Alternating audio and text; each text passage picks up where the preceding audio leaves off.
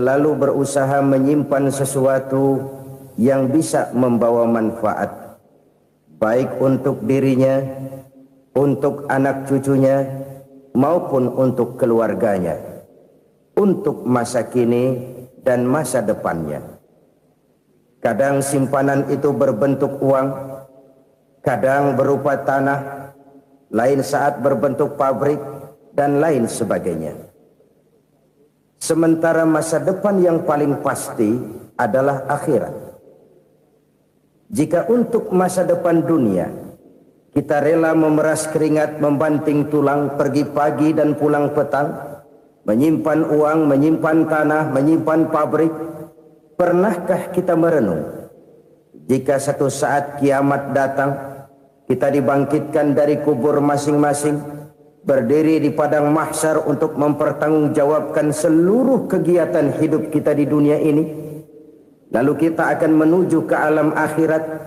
Sudahkah kita mempunyai simpanan untuk akhirat kita? Pada pertemuan kali ini saya ingin menyampaikan sebuah hadis di mana Rasulullah sallallahu alaihi wasallam bersabda, arba'un min kanzil jannah. Simpanan sorga ada 4 macam. Yang pertama, ikhfa'us sadaqah, menyembunyikan sedekah.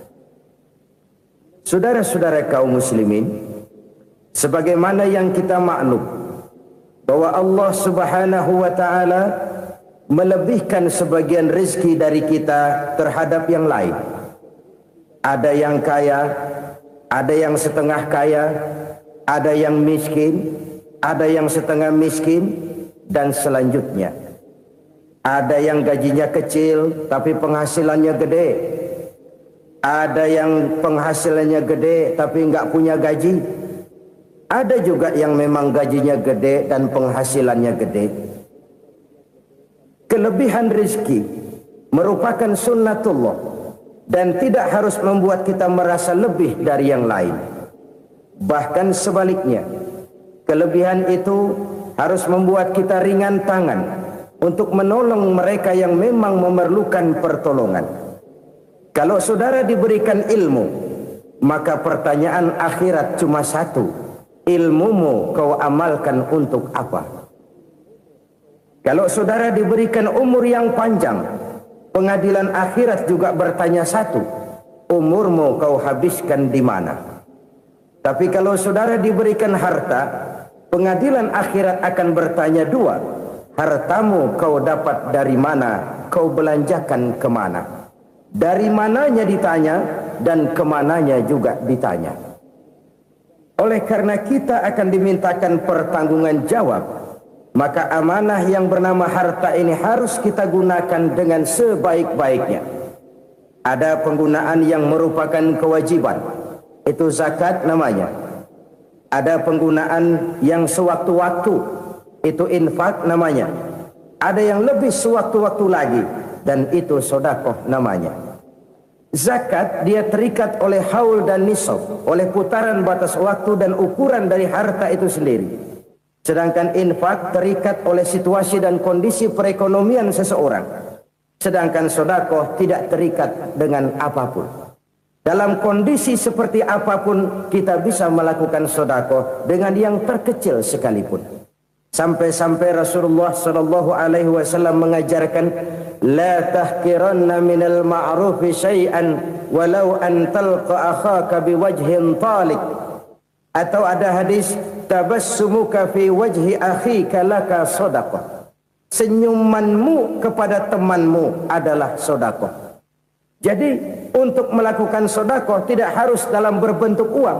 Dengan ilmu kita bisa sedekah, dengan tenaga kita bisa bersedekah, dengan pikiran kita bisa bersedekah, bahkan senyum kepada teman itu pun sedekah. Jadi kalau sedekah dengan uang memang belum punya uang, nyengir aja banyakin. Itu asal pada tempatnya, jangan lalu ketemu tiang listrik cengengesan. Tentu tidak pada tempatnya dan tidak wajar. Nah, sedekah yang paling dicintai Allah adalah sedekah yang disembunyikan. Artinya, jauh dari sifat riya. Kan kadang-kadang ada orang sedekah itu disebutkan namanya, apa tidak bagus? Kalau memang niatnya ikhlas, ya bagus-bagus saja. Untuk memberikan sugesti kepada yang lain. Si Fulan bin Fulan nyumbang sekian, diumumkan. Boleh kalau niatnya untuk memberikan rangsangan kepada yang lain supaya dia menyumbang lebih besar dari orang tadi. Tapi kalau itu mendatangkan riya, maka sedekah yang paling dicintai Allah adalah sedekah yang disembunyikan. Tangan kiri saja tidak tahu apa yang diberikan oleh tangan kanan. Sedekah yang dilakukan dengan ikhlas akan merupakan perbendaharaan surga, tersembunyi dari pandangan orang lain, tidak seorang pun tahu. Karena memang sikap yang baik adalah melupakan kebaikan dan mengingat kesalahan. Itu salah satu ciri orang bahagia. Orang yang selalu mengingat kesalahannya dan berusaha melupakan segala kebaikannya. Kalau dia akan berada kebaikan, dia tidak bisa ikut, dia merasa rugi karena dia merasa belum pernah berbuat baik.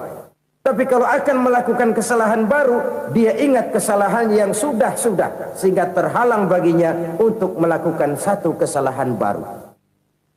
Demikianlah saudara-saudara, bahwa Allah melebihkan rizki sebagian kita dari yang lain, agar terjadi tolong-menolong dalam kehidupan ini. Jadi kesenjangan yang nature, kesenjangan yang alami, itu sunnatullah. Ada yang kaya, ada yang miskin, ada yang kelas menengah. Nah, kenapa lalu sekarang kita berusaha mengentaskan kemiskinan? Oleh karena adanya kesenjangan struktural. Kalau yang kaya bisa semakin kaya, kenapa yang miskin tidak bisa naik jadi ikut sedikit kaya? Sebab pada dasarnya Islam adalah agama yang sejak turunnya sudah berupaya memerangi kemiskinan. Bahkan dikatakan kemiskinan itu mendekatkan kepada kekufuran. Orang kalau miskin udah dekat banget sama kafir. Gampang menjadi kafir. Berapa banyak saudara-saudara kita yang oleh karena soal perut, oleh karena soal materi, terpaksa meninggalkan dan menanggalkan akidahnya. Menjual petunjuk yang diberikan Allah dengan kesenangan dunia yang cuma sebentar ini. Na'udzubillah, thumma na'udzubillah. Jadi makin kita sembunyikan satu sedekah, semakin banyak perbendaharaan kita di surga. Sedekah yang paling dicintai Allah adalah sedekah yang disembunyikan. Malahan ada seorang sufi, dia punya kebiasaan kalau pergi sholat Jumat dia bawa uang, itu uang dia taruh di bawah tikar masjid. Dia niat sedekah kepada siapa saja yang nemuin itu duit. Maksudnya apa? Supaya yang nemuin nggak tahu siapa yang punya duit. Demikian dia saking ingin menyembunyikan sedekahnya. Karena sifat riya itu bisa memakan amal kita sendiri. Riya itu termasuk menyebut-nyebut kebaikan kita. Orang yang suka nepuk dada, sedikit-sedikit ngitungnya kalau nggak gua. Tuh kalau nggak gua tuh yang belah situ, kalau nggak gua, kalau nggak gua. Iya, kalau nggak lu kenapa emang? Orang yang suka menepuk jasa, tuh biasanya memang begitu, saudara-saudara. Kalau perang lagi berkecamuk, orang nggak sempat ngaku jadi pahlawan. Tapi begitu perang selesai, yang kagak kenal bedil ngaku pahlawan, mas. Itu sesuatu yang biasa. Oleh karenanya, orang-orang yang ikhlas dalam bersedekah, disembunyikannya sedekah itu, Allah cinta betul. Malahan ada hadis memberikan jaminan, inna sedaqatal mar'il muslimi tazidu fil umri wa tadfa'u mitatas su'i. Sesungguhnya sedekahnya seorang mukmin tazidu fil umri, bisa menambah umur panjang, wa tadfa'u mitatas su'i, dan menyelamatkan manusia dari mati secara su'ul khatimah. Jadi siapa yang kepengen panjang umur, banyaklah sedekah. Yang bosan hidup, pelit terus. Sedekah menambah panjang umur dan menyelamatkan manusia dari mati secara su'ul khatimah. Pak, katanya umur itu nggak bisa ditambah, nggak bisa dikurangin. Kapan? Kalau ajal sudah datang. Fa idza jaa ajaluhum la yastakhiruna sa'atan wa la yastakdimun. Kalau ajal datang tidak bisa dimajukan, tidak bisa dimundurkan. Itu kalau ajal sudah datang. Tidak bisa lagi umur ditambah dikurangi, sudah datang. Tapi kalau belum datang, itu kan haknya Allah. Mau ditambah, mau dikurangi, hak prerogatif Allah. Sebagai pencipta manusia, Allah maha kuasa dan maha mampu. Sedekah ini menambah panjang umur dan menyelamatkan manusia dari mati secara su'ul khatimah. Itu orang mati kan sama ya, kondisinya mati, nggak nafas. Tapi hakikat mati kan lain-lain. Ada yang mati itu husnul khatimah, baik akhirnya. Misalnya lagi ngaji mati, lagi sholat mati, lagi sedekah mati. Ini yang dinamakan dengan husnul khatimah, baik di akhirnya. Sebaliknya ada yang su'ul khatimah, jelek di akhirnya. Ini yang jadi catatan akhir. Lagi nyekek botol, mampus. Lagi banting kartu, modar. Su'ul khatimah, jelek pada akhirnya. Sedekah menyelamatkan manusia dari mati secara su'ul khatimah. Dan kita semua kepengen mendapat husnul khatimah, jauh dari su'ul khatimah. Oleh sebab itu yang bisa menyelamatkan kita dari penyakit itu antara lain adalah sedekah yang disembunyikan, yang dikerjakan dengan ikhlas karena Allah. Tidak karena kepengen dipuji orang, tidak karena ingin dikatakan orang pemurah, sebab orang dermawan itu orang yang memberi tanpa harus diminta. Kalau masih harus diminta, ya belum dermawan namanya, masih harus diminta. Kalau nggak diminta ya tulus, lolos, polos. Saudara-saudara kaum muslimin rahimakumullah. Harta adalah amanat dan akan kita pertanggungjawabkan. Allah melebihkan rizki sebagian kita dari yang lain agar kita saling tolong menolong, bantu membantu. Nabi janjikan siapa yang meringankan beban saudaranya muslim di dunia, Allah akan meringankan bebannya di akhirat nanti. Sebuah jaminan dari baginda Nabi. Si orang yang kita bantu barangkali tidak bisa membalas, Allah yang akan membalas lewat jalan lain yang tidak pernah kita sangka-sangka. Ada orang tanya, Pak, ini ada orang nyumbang masjid sambil marah-marah, bagaimana? Saya bilang sumbangannya aja ambil, marahnya jangan. Marahnya jangan diambil, itu urusan dia. Saudara-saudara kaum muslimin rahimakumullah. Umat Islam ini kan umat yang punya potensi besar. Kadang kita merenung, kenapa kadang-kadang pembangunan masjid kok lambat sekali? Kalau hotel hari ini peletakan pertama, bulan depan peresmian. Supermarket hari ini peletakan batu pertama, minggu depan peresmian. Tapi kalau sudah yang namanya masjid, kadang-kadang peletakan batu pertama sekaligus jadi batu terakhir. 3 tahun, 4 tahun, campur nebar jalak di jalanan, duit dijaring kayak ikan sepat. Apa tidak ada orang Islam yang kaya? Banyak. Apa tidak ada pengusaha muslim yang jadi konglomerat? Ada. Lalu yang belum banyak itu yang komit terhadap nilai-nilai agamanya. Akhirnya kita jatuh jadi umat yang lemah. Belum ada pengusaha konglomerat muslim buka pabrik supermi cap beduk misalnya umpamanya atau pabrik kecap cap sorban supaya identitas keislamannya sedikit kelihatan. Kita jatuh jadi umat yang lemah karena potensi tidak terinventarisir dengan baik. Kita ini ibarat kompor yang cuma matengin nasi orang lain. Potensi kita dimanfaatkan oleh orang lain. Ukhuwah Islamiyah kita baru terbatas kepada silaturahmi. Ukhuwah di bidang ekonomi kita lemah, ukhuwah di bidang kebudayaan kita lemah, apalagi ukhuwah di bidang politik kita lebih rapuh lagi. Padahal ukhuwah itu adalah totalitas kehidupan manusia, menyangkut ipolek sosbud, memerlukan nilai-nilai ukhuwah. Jadi oleh karena itu mari kita menyadari di dalam harta kita, walaupun kita yang cari, pergi pagi, pulang sore, peras keringat, banting tulang, di sana ada harta anak yatim. Di sana ada hak masjid. Di sana ada hak pesantren, di sana ada hak jihad. Berbahagialah seseorang apabila dia oleh Allah dijadikan keran. Keran itu menyimpan air, tapi tidak untuk dirinya, tapi disalurkannya kepada mereka yang memang memerlukannya. Saudara-saudara kaum muslimin rahimakumullah, ini yang pertama. Jadi perbendaharaan surga adalah menyembunyikan sedekah. Orang lain nggak tahu, kita pun nggak pernah ngitung-ngitung. Kita anggap lewat begitu saja, padahal itu deposit akhirat. Satu. Yang kedua, perbendaharaan surga itu apa? Wa kitmanul musibah, menyembunyikan kesulitan. Kadang orang takut menghadapi kesulitan, tapi makin kita merenung, hidup ini kan sebenarnya urusan. Takut sama urusan, ya jangan hidup. Tandanya orang hidup itu kalau punya urusan.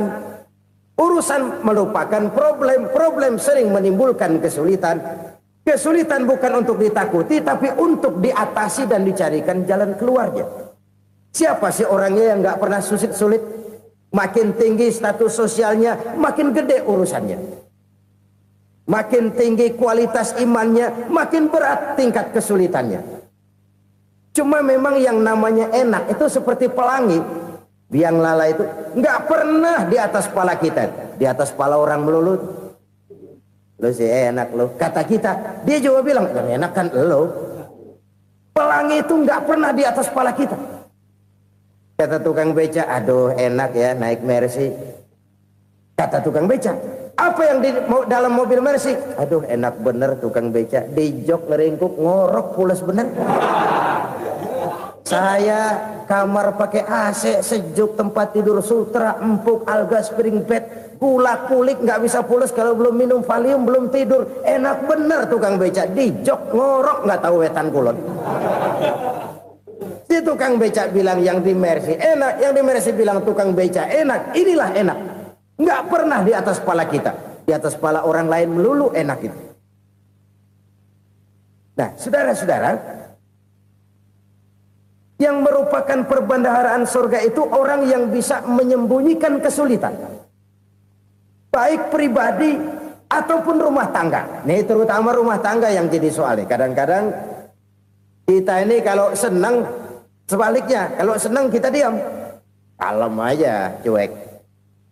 Banyak banget duit kita bawaan, diam aja udah. Malah ketemu orang takut.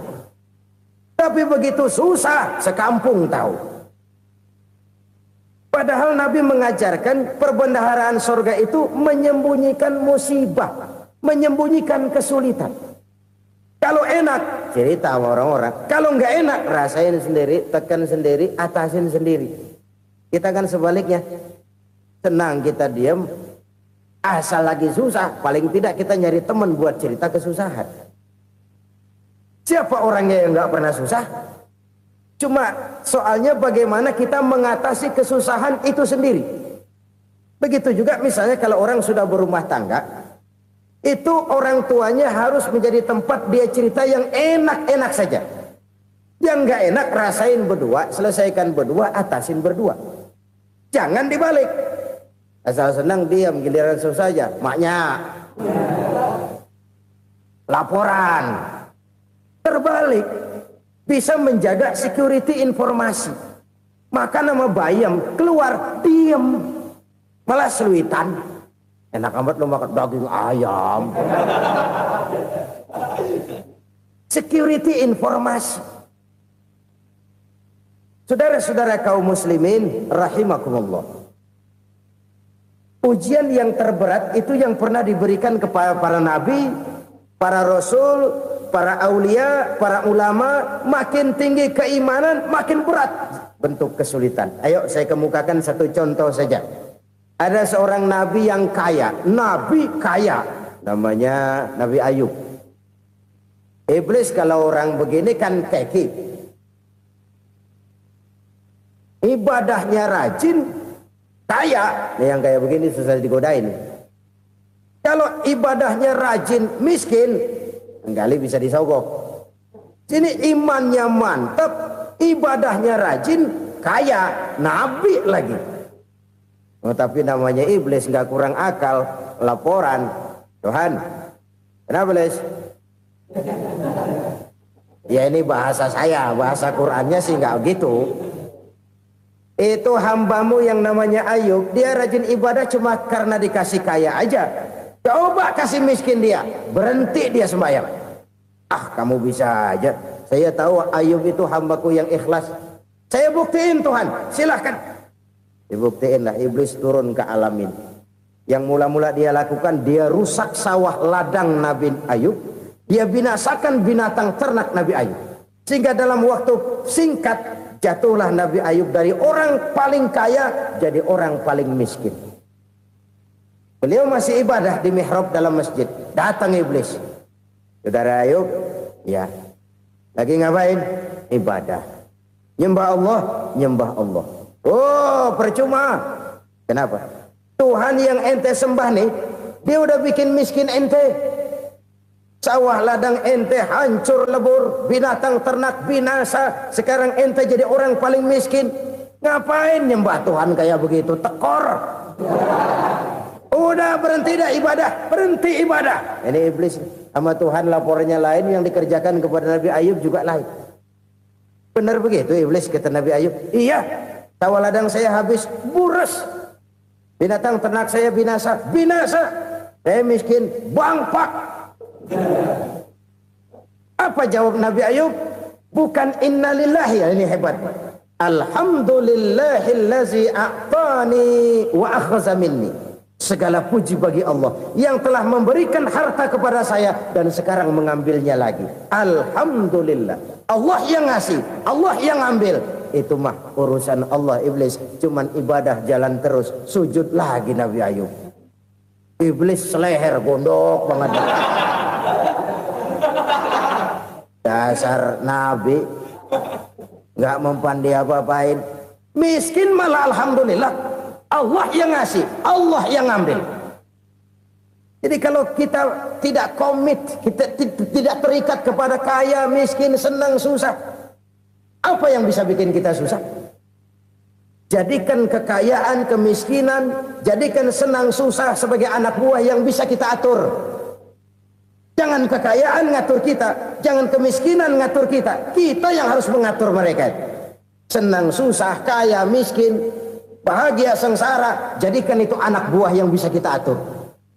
Kalau sekarang kita kaya, lain saat boleh jadi kita miskin, semiskin-miskinnya. Allah yang ngasih, Allah yang ambil. Tenaga mana yang bisa menghalangi? Ibadah jalan terus. Iblis makin gondok. Dasar Nabi loh. Akhirnya apa? Nabi Ayub dikerjain, diberikan penyakit. Demikian fatal penyakitnya. Bayangin, udah miskin sakit. Masya Allah. Miskin sakit. Sakitnya nggak lama, kira-kira 16 tahun. Istrinya 3, 2 mental minta ceraiin. Ngerawatin laki bengek begini. Senang belum tentu, susah udah pasti nih. Cerai aja, cerai dah. Cerai. Tinggal satu Siti Rahmah yang setia menemani beliau. Sesetia-setianya hati perempuan. Satu saat Siti Rahmah bilang, "Bang, iya, abang kan Nabi, Bang. Lalu, namanya Nabi kan doanya jarang meleset, Bang. Maksud kamu minta kenapa sih sama Tuhan biar abang sembuh baik dah, Bang?" Siti Rahmah, iya. Saya sakit berapa tahun sih dah? 16 tahun, Bang.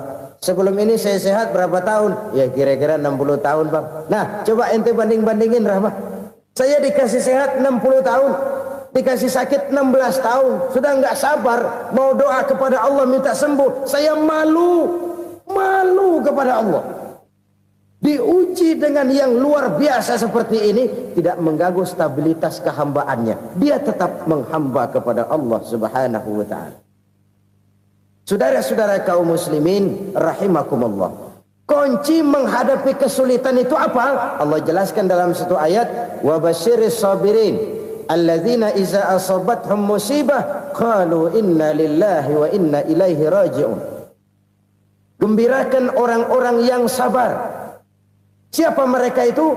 yang apabila mendapat musibah mereka kembali kepada keyakinan dasar segalanya dari Allah dan segalanya akan kembali kepada Allah. Ini konsepsi dasar dari sikap muslim dalam menghadapi berbagai kesulitan. Segalanya dari Allah, segalanya akan kembali kepada Allah. Kalau ini sudah kondisi dasarnya, maka kita akan lapang menghadapi kenyataan bagaimanapun pahitnya. Apakah itu namanya miskin, apakah itu namanya sakit, bahkan maut sekalipun. Maut sekalipun. Segalanya dari Allah, segalanya akan kembali kepada Allah. Ini sikap hidup, bukan sekedar ucapan. Kita kadang-kadang menjadikannya sebagai ucapan. Mulutnya sehingga berhenti, innalillahi wa inna ilaihi rajiun, tapi nangisnya terus gerung-gerungan. Bukan itu, ini kesadaran moral. Kalau segalanya dari Allah, segalanya kembali kepada Allah, kan sebenarnya cuma nunggu giliran. Hari ini saya nyembayangin dia, entah hari apa saya disembayangin orang. Hari ini saya antar dia ke kubur, entah hari apa orang nganterin saya ke kubur. Hari ini saya tahlilkan dia, entah nanti kapan orang tahlilkan saya. Segalanya dari Allah, segalanya akan kembali juga kepada Allah. Oleh sebab itu saudara-saudara, kesulitan bukan untuk ditakuti. Kesulitan justru untuk diatasi, dicarikan jalan keluarnya. Dan tidak ada orang yang tidak pernah mendapat kesulitan. Tidak ada. Semakin tinggi status sosial, semakin tinggi kualitas keimanan, semakin besar juga tingkat kesulitan. Hanya saja bagaimana cara kita mengatasinya. Dan Al-Quran menyatakan, inna ma'al usri yusra. Di balik kesulitan itu pasti ada kemudahan. Roda itu berputar. Karena itu Rasulullah sallallahu alaihi wasallam mengingatkan kepada kita, ta'arraf ilallahi firraha ya'rifka fisyiddah. Ingatlah kepada Allah di waktu kamu senang, supaya Allah ingat kepada kamu di waktu kamu susah. Kalau waktu senang kita ingat kepada Allah, kita susah, Allah tidak akan meninggalkan kita. Tapi kalau waktu senang kita jauh dari Allah, sujud tidak sempat, dengan masjid jauh, ketika senang kita lupakan Allah. Nanti begitu kita susah, Allah lupakan kita. Dan itu menyakitkan. Oleh karena itu orang-orang tua kita dulu bilang, kalau lagi sehat ingat-ingat lu bakal sakit nanti. Kalau lagi kaya ingat-ingat satu saat kita bakal jatuh miskin. Bahkan kalau lagi muda ingat-ingat kita bakal tua. Dan yang terpenting kalau lagi hidup ingat-ingat kita bakal mati. Saudara-saudara kaum muslimin rahimakumullah. Jadi yang kedua yang merupakan perbendaharaan surga, menyembunyikan musibah. Saudara-saudara kaum muslimin rahimakumullah. Hal ketiga yang merupakan perbendaharaan surga adalah wasilatur rahmi. Orang yang suka bersilaturahmi. Sebagaimana yang kita maklum bahwa manusia adalah makhluk yang disebut zon politika. Makhluk sosial yang tidak mungkin hidup sendiri-sendiri. Betapa dan siapapun kita memerlukan orang lain. Bodoh betul manusia kalau tinggal di tengah masyarakat tapi tidak mau bermasyarakat. Merasa hebat sendiri, pintar sendiri, gagah sendiri, kaya sendiri. Mungkin kalau mati juga ngubur sendiri. Jangankan kita di sini, di sorga saja Nabi Adam waktu sendirian bengong melulu, mondar mandir. Allah tegur dam sepi dam. Ya ini kalau bahasa saya. Iya Tuhan sepi ini nggak ada coret-corekan pisan ini. Diciptakan Siti Hawa baru anteng Nabi Adam. Itu di surga. Cobalah. Umpamanya saudara tinggal di Jakarta nih. Kayak bener. Apaan aja di Jakarta punya saudara dah. Jembatan Semanggi ambil. Monas, Buntel bawa pulang. Hotel-hotel ambil semua. Cuman tinggal di Jakarta sendirian, apa enaknya? Betapa dan siapapun kita perlu orang lain.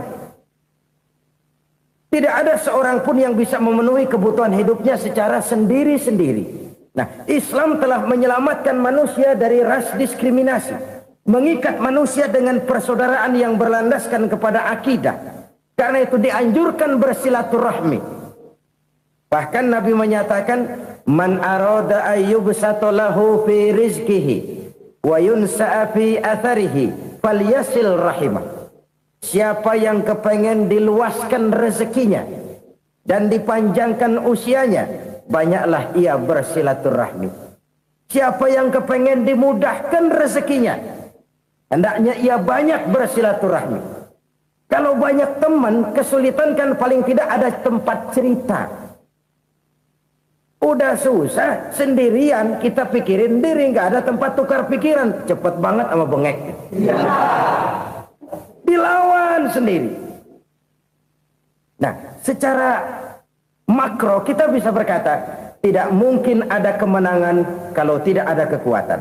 Tidak ada kekuatan kalau tidak ada kesatuan dan persatuan. Tidak mungkin ada kesatuan dan persatuan tanpa semangat silaturahmi. Kalau umat Islam mau menang, dia harus kuat. Kalau umat Islam mau kuat, dia harus bersatu. Kalau umat Islam mau bersatu, dia harus membudayakan silaturahmi ini. Bahkan sampai-sampai kata Nabi, kalau bisa cari nilai tambah. Apa? Silman qata'ak. Bersilaturahmilah kau kepada orang yang marah denganmu. Masya Allah, indahnya ajaran agama kita. Orang yang marah pun kepada kita, kata Nabi, kalau bisa bersilaturahmilah kepadanya, kepada orang yang marah itu. Di situ nilai tambah.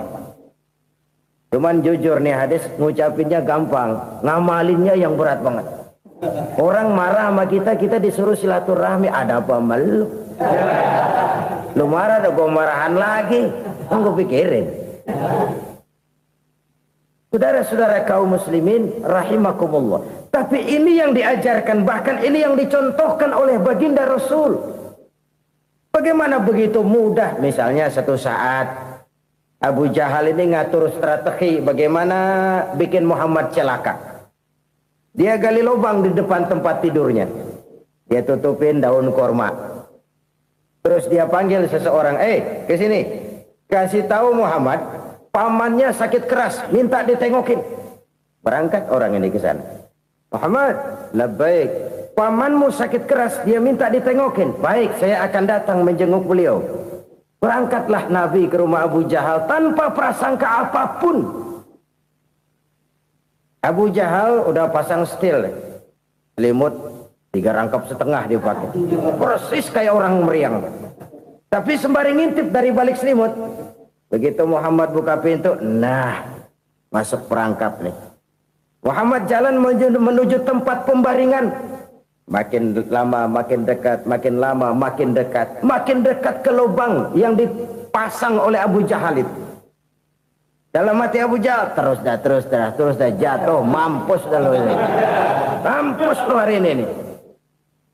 Apa yang terjadi? Malaikat Jibril datang. Muhammad, pamanmu cuma pura-pura sakit. Di depan tempat tidurnya ada lubang perangkap supaya kamu jatuh ke situ. Sudah, kamu pulang. Balik kanan Nabi. Sudah hampir jatuh ke lubang, balik kanan, pulang. Bayangin kecewanya Abu Jahal. Muhammad dikit lagi. Enggak paman, saya pulang aja. Emosi bangun dari tempat tidur, enggak sadar kalau lagi pura-pura sakit. Lompat ngejar Nabi, dia lupa dengan lubang yang dia gali. Usrak, nyemplung sendiri ke dalam lubang.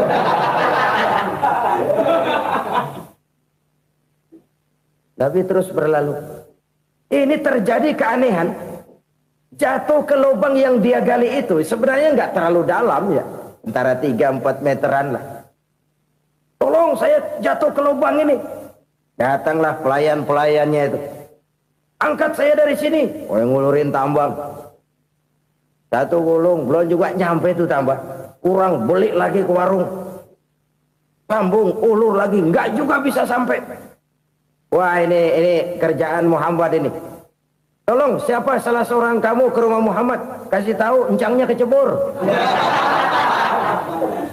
Minta ditolongin. Sampaikan kepada Rasul. Kenapa? Pamanmu jatuh ke lubang, Muhammad minta tolong diangkatin. Tambang udah nyambung-nyambung nggak nyampe juga. Ya, nanti saya datang, saya tolong. Cobain. Nyata-nyata orang berniat jahat mau mencelakakan dia.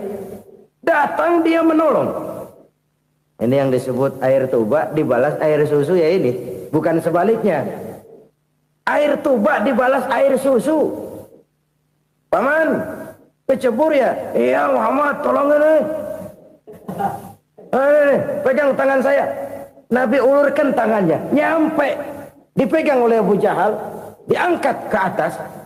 Sampai atas. Apa kata Abu Jahal? Sihirmu memang hebat Muhammad. Udah ditolongin dikata sihir. Yang enak kita kemplang kan itu orang begitu. Urusan apa? Tapi inilah akhlak. Kalau bisa kamu bersilaturahmilah dengan orang yang marah kepadamu sekalipun. Orang marah kita tetap baik.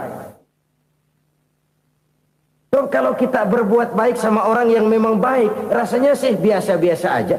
Orang baik kita baik lagi, ya draw aja, belum ada nilai tambah di situ. Baru ada nilai tambah kalau kita bisa berbuat baik kepada orang yang nyakitin kita. Itu namanya kita setingkat di atas dia. Dia sakitin kita, kita berbuat baik sama dia. Dia pelit sama kita, kita baik sama dia. Dia marahin kita, kita deketin dia. Di situ kita punya nilai tambah.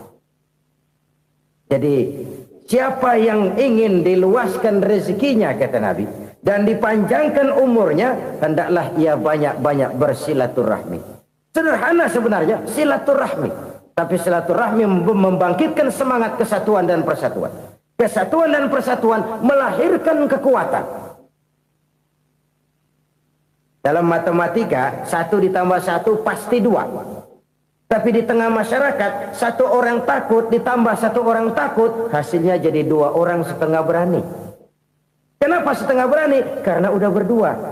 Tadi pan takut sendirian. Kalau dia kumpul turu-turu takutlah jadi berani. Kita yang lemah, kita yang tidak berdaya, kita yang miskin, kalau mau kompak bersatu, apa yang nggak bisa kita kerjain? Apalagi tinggal di kota besar, pilihan cuma 2, bertahan atau minggir. Bertahan atau minggir. Untuk bisa bertahan harus mampu bersaing. Untuk mampu bersaing harus punya keahlian. Keahlian harus ditunjang dengan pendidikan. Ditambah oleh kekompakan sebagai umat. Udah miskin mencar mulu, orang injak kita. Orang nggak pandang urusan apa yang malu. Oleh karena itu silaturahmi pada hakikatnya merupakan roh dari ukhuwah yang diajarkan oleh agama kita. Bagaimana Islam menyelamatkan masyarakat manusia dari ras diskriminasi, mengikat manusia, dan tidak ada persaudaraan yang lebih indah selain persaudaraan yang diikat dengan nilai-nilai akidah. Sepanjang orang di jalan Allah, itulah saudara kita. Keluar dia dari jalan Allah, selesailah persaudaraan sampai di situ. Karena itu, kalau ingin menyimpan sesuatu di surga, banyaklah bersilaturahmi. Datang ke rumah ini, datang ke rumah itu, dan lain sebagainya. Itu simpanan kita di akhirat nanti. Ini yang ketiga. Saudara-saudara, yang keempat, perbendaharaan surga itu apa? Wa qawlu la hawla wa la quwwata illa billah. Ucapan la haula wa la quwwata illa billah. Ibadah kan ada yang berat, modalnya besar. Bangun masjid berat, modalnya besar. Bangun rumah sakit berat, modalnya besar. Ada ibadah yang berat tapi modalnya ringan. Misalnya puasa. Puasa itu berat, mengendalikan nafsu. Kalau sekedar nggak makan nggak minum sih enteng, mengendalikan nafsu itu jihad terbesar. Tapi kan modalnya ringan, cuma niat saja. Ini ibadah berat, modalnya ringan. Ada ibadah yang ringan, modalnya juga enteng. Seperti termasuk ucapan la haula wa la quwwata illa billah. Tanpa sadar, la haula wa la quwwata illa billah, nyelengin tuh di surga. Nyelengin, kita nggak terasa, nyelengin simpenan akhirat. La haula wa la quwwata illa billah, nyimpan lagi. Kaget, la haula wa la quwwata illa billah, nyimpan lagi. Banyak simpenan. Walaupun sebenarnya yang dimaksud di sini adalah kesadaran batin bahwa tidak ada daya dan kekuatan kecuali Allah. Itu intinya. Kita memulai pekerjaan disunahkan baca bismillah, kan begitu? Apa itu? Kesadaran moral. Bahwa ini saya bisa kerjakan. Saya kerjakan ini dengan menyebut nama Allah. Kenapa? Kalau Allah tidak memberikan daya dan kekuatan, mana mampu saya kerjakan ini. Maka saya kerjakan ini dengan menyebut nama Allah. Bismillah. Kesadaran moral. Manusia hanya wajib berusaha, tapi nggak pernah wajib berhasil. Banyak hal-hal yang kalau kita renungkan secara rasio nggak mungkin. Tapi jadi kenyataan. La haula wa la quwata illa billah. Tidak ada daya dan kekuatan kecuali bagi Allah semata-mata. Kesadaran moral akan kelemahan dan keterbatasan makhluk bernama manusia. Kadang kita kagum dengan otak, tapi kita sering lupa sama yang bikin otak. Padahal bagaimanapun hebatnya otak, yang bikin otak pasti lebih hebat dari otak. Nggak percaya, silahkan otak-otakan. Inilah kecenderungan. Kita kagum dengan pesawat-pesawat mutakhir, bukan main, besi gede banget terbang itu. Alangkah hebatnya. Lalu apa yang bikin otak tidak lebih hebat dari itu semua? Kita puji laut. Apa yang bikin laut tidak lebih hebat dari laut itu? La haula wa la quwata illa billah. Tidak ada daya dan kekuatan kecuali Allah. Apa yang bisa kita lakukan kalau tidak karena daya dan kemampuan yang diberikan oleh Allah kepada kita? Lahirlah sikap tawadu, rendah hati, tidak melonjak menjadi angkuh dan sombong, sadar akan kelemahan dan keterbatasan diri sebagai makhluk yang diciptakan oleh Allah Subhanahu wa taala. Jadi satu sisi ini ucapan yang berpahala, la haula, jadi wiridan. Pada sisi lain ini kesadaran moral, sikap mental, kesadaran batin bahwa yang punya daya dan kekuatan itu cuma Allah.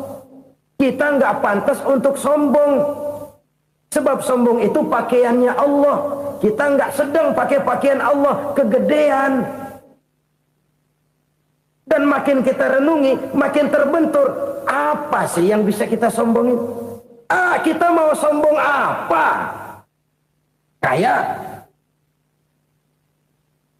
pintar, itu kan semua relatif. Di atas langit masih ada langit lagi. Jadi oleh karenanya, marilah kita menyadari. Manusia hanya wajib berusaha, tapi tidak pernah wajib berhasil. Yang berusaha saja tidak wajib berhasil, apalagi yang tidak berusaha. Islam bukan agama orang pemalas yang selesai sholat lalu enggelohom, enggelenggem ayem-ayem. Tapi Islam bukan agama orang sombong yang setelah berusaha lalu tidak memerlukan Allah. Kita bisa saja bikin proyeksi, tahun sekian kita bakal panen besar menurut perhitungan otak. Tapi ada kejadian lain. Apa? Tikus ngambek. Habis itu dimakanin tikus, panen gagal. Proyeksi rasional gagal oleh tikus-tikus yang ngambek itu. Bisa saja terjadi. Tahun depan kita panen besar, urung. Kenapa? Musim panas panjang. Dan sekarang ini koran-koran bikin berita musim mengalami penyelewengan. Bukan cuma manusia yang nyeleweng sekarang. Musim pakai nyeleweng. Mestinya kan musim hujan udah selesai, masih hujan-hujan juga. Musim. Nah sekarang kita boleh bikin proyeksi, kita bakal panen besar. Tahu-tahu musim panas panjang, sawah retak, air kering. Cari teknokrat yang paling botak, suruh pendekin tuh musim panas. La haula wa la quwata illa billah. Inilah kesadaran moral. Saudara, saya teringat satu saat ada seorang konglomerat. Umurnya ya kira-kira 70-an. Satu saat dia ditanya oleh wartawan, "Pak, umur Bapak berapa sih?" "Ya paling 10 tahun." 10 tahun? 10 tahun? Anak Bapak berapa orang? Satu saja? Satu. Harta Bapak berapa? Ya paling-paling bangsa 7 juta kali. 7 juta? Iya. Pak, kenapa Bapak bohongi saya? Bapak punya buku biografi. Koran-koran, majalah-majalah banyak memuat cerita riwayat hidup Bapak. Saya tahu umur Bapak 70. Kenapa bilang cuma 7 tahun? Saya tahu anak Bapak 8. Kenapa cuma bilang 1? Saya tahu harta Bapak miliaran, mungkin triliunan, pabrik di mana-mana, bank di mana-mana. Kenapa bilang uang Bapak cuma 7 juta? Nah, kata si konglomerat tadi, kamu benar nak, kamu benar. Umur saya kalau jumlahnya memang 70 nak. Cuman ingat-ingat saya, baru 7 tahun terakhir ini saya sujud. Baru 7 tahun terakhir ini saya berusaha dekat dengan Allah. Saya laksanakan perintahnya, saya jauhi larangannya. 7 tahun inilah rasanya yang ada nilainya di hadapan Allah. Yang 63 tahun matong, kelabu, kelem umur gue. Habis untuk maksiat, untuk munkarat. Maka ketika ditanya tadi, umur saya 7 tahun itu. Oh begitu Pak. Oh iya. Lalu anak Pak. Anak Bapak kan 8. Kenapa bilang cuma 1? Nah, kalau jumlah hitungannya memang anak saya 8. Tapi dari 8 orang ini rasanya cuma 1 nih. Yang bakal jadi buah hati, belahan jantung. Pelanjut cerita, penerus sejarah. Bakal jadi anak soleh yang akan mendoakan saya. Cuma 1 rasanya anak saya ini yang bakal jadi buah hati saya. Besar-besaran saya. Yang akan mendoakan di kubur saya. Yang akan mendoakan di akhirat saya. Yang 7 orang mana, Masya Allah, yang atu tenggeng, yang atu nyekek botol mulu, yang atu nggak karu-karuan. Makanya saya bilang 1 anak saya yang akan bisa mendoakan saya. Oh begitu Pak. Iya. Nah harta Pak, harta Bapak kan triliunan, pabrik Bapak di mana-mana, uang Bapak hampir di tiap bank-bank besar. Kenapa bilang cuma 7 juta? Betul kau nak. Harta saya kalau jumlahnya memang miliaran, triliunan mungkin. Tapi yang saya ingat baru 7 juta tuh yang saya belanjakan di jalan Allah. Saya nyumbang masjid, saya santuni yatim piatu, saya bantu pembangunan pesantren, saya bantu pembangunan rumah sakit Islam. Itu yang akan saya bawa pulang ke akhirat, yang 7 juta itu. Yang triliunan itu nanti akan diperebutkan oleh anak-anak saya sebagai waris saya. Jadi harta saya 7 juta itu yang bakal nemenin saya di akhirat. Yang akan saya bawa pulang jadi teman saya. Saudara-saudara kaum muslimin, jangan-jangan orang tua itu adalah kita-kita ini. Jangan-jangan kita-kita ini adalah orang tua itu. Jangan-jangan itu potret dari diri kita masing-masing. Dari sekian umur yang diberikan Allah, berapa tahun yang ada nilainya di hadapan Allah? Dari sekian anak-anak yang merupakan amanah, berapa yang akan mendoakan kita sebagai orang tuanya menjadi anak soleh? Dari sekian banyak harta yang diberikan Allah, berapa yang akan kita bawa pulang menghadapnya nanti, yang kita belanjakan di jalan Allah? Ini sebuah potret kehidupan. Karena itu kita kembali kepada la haula wa la quwata illa billah. Kita wajib berusaha, kita wajib berikhtiar. Selebihnya, segala daya dan kekuatan hanya milik Allah saja semata-mata. Satu kesadaran batin dari setiap pribadi muslim. Setelah ia berusaha dan berikhtiar, ia menyerahkannya kepada Allah Subhanahu wa ta'ala. Jadi, satu sisi ini merupakan wiridan ucapan yang mengandung pahala. Pada sisi lain, ini merupakan sikap batin dari seorang muslim di dalam ia menghadapi realitas kehidupan ini. Saudara-saudara kaum muslimin rahimakumullah. Kalau ini kita jadikan satu basis kehidupan, maka ini akan menyelamatkan manusia dari kemungkinan tergelincir menjadi orang yang lupa diri dan lupa darat. Sebab itu Imamul Ghazali berpesan, jadidis safinah fa innal bahra amiq wa khuziz zad fa inna safara ba'id wa khaffifil hamla fa innal hamla sadid. Perbarui selalu kapalmu karena lautan sangat dalam. Bawa bekal yang banyak karena perjalanan ini sangat jauh.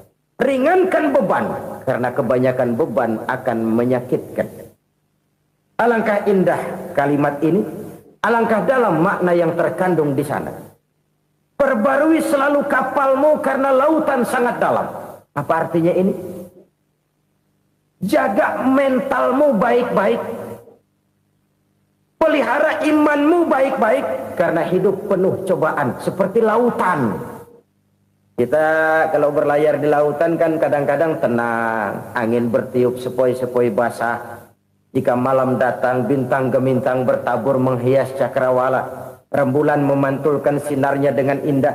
Dalam keadaan begitu berlayar enak. Tapi lain saat ombak menggunung, halilintar menyambar, angin topan bertiup.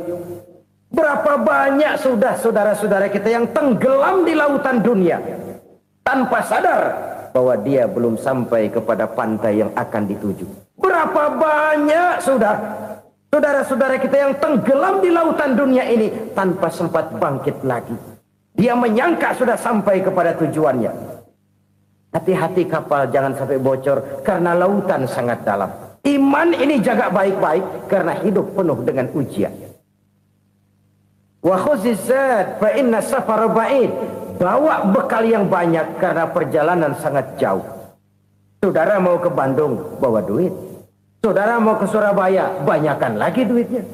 Saudara mau ke Mekah, gepokan, iketan tuh duit nggak lembaran lagi. Makin jauh perjalanan, makin banyak bekal yang harus kita bawa. Kalau saudara dari Jakarta mau ke Surabaya, kagak bawa duit berangkat juga, itu sih bukan berani namanya, nekat. Sampai Surabaya belum tentu, sengsara di jalan udah pasti. Kenapa? Nggak bawa bekal berangkat. Sama juga kita nih, misalnya belum sempat sembahyang, mati. Waduh, berani banget orang. Belum punya bekal, mati. Sengsara di jalan. Atau bekal tidak cukup. Dari Jakarta saudara mau ke Surabaya, bawa duit 500 perak. Paling jauh Cikampek nyampenya itu. Paling jauh itu. Antara jauhnya perjalanan dengan bekal yang saudara bawa tidak seimbang. Hidup ini perjalanan panjang. A walking tour. Dimulai dari alam arwah. Sebelum jasad diciptakan, roh diciptakan lebih dulu. Dari situ pindah ke alam rahim. Dari alam rahim pindah ke alam dunia. Dari alam dunia pindah ke alam barzah. Baru menuju akhirat. Satu perjalanan panjang. Kalau bekal tidak bawa, sengsara di jalan. Bawa bekal yang banyak karena perjalanan ini sangat jauh.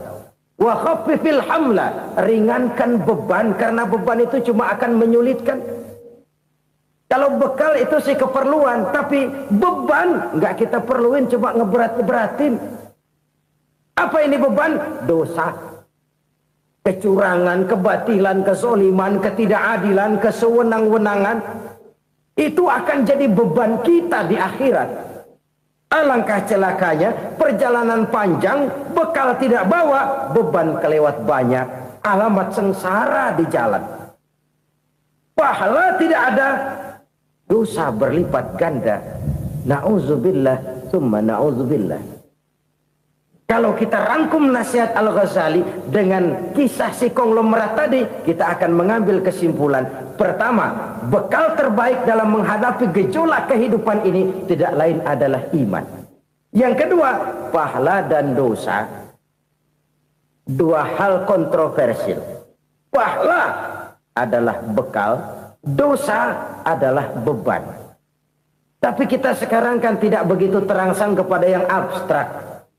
Orang berlomba mencari yang konkret-konkret saja. Yang real. Kalau memang dosa, benjol dong. Kira-kira begitu. Kira-kira begitu. Persis orang Yahudi dulu. Orang Yahudi itu kan pernah minta kepada Nabi Musa. Ya Musa, lan nu'mina laka hatta narallaha jahrah. Musa, kami nggak bakal mau beriman kepada Allah kalau belum kami lihat Allah ada nongkrong di depan kami. Kalau memang Tuhan ada, taruh dong di depan kami. Mau yang konkret-konkret saja. Kalau memang dosa, benjol dong. Kalau memang pahala, berasa dong. Orang terangsang kepada yang real, yang konkret-konkret saja. Karena itu, untuk mengejar dosa, orang mau bayar. Tapi untuk mengejar pahala, walaupun tidak bayar, orang segan. Ini yang dikatakan oleh Nabi, kamu mengharapkan ke surga, tapi kamu berat melaksanakan sesuatu yang bisa membawa kamu ke surga. Kamu ingin jauh dari neraka, tapi tiap saat kamu lakukan perbuatan-perbuatan yang justru menjerumuskan kamu ke neraka. Idda'aitum an-najata minan nar wa ramaitum fiha anfusakum.